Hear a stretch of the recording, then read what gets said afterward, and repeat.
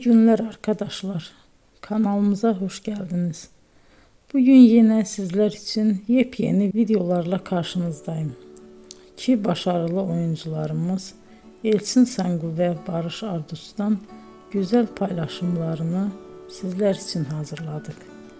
Elçin Sangu, Sevdim Alabora, Yalancı ve Mumları, Kiralık Aşk, İyi Günde Kötü Günde bu dizilerde rol almış ve herkes tarafından çok beğenilmiştir.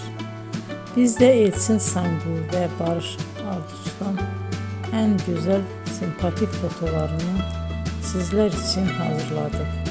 Bu karelerin devamını istiyorsanız emeğe saygı olarak kanalımıza abone olup yorum yazmayı unutmayın arkadaşlar. Teşekkür ederim.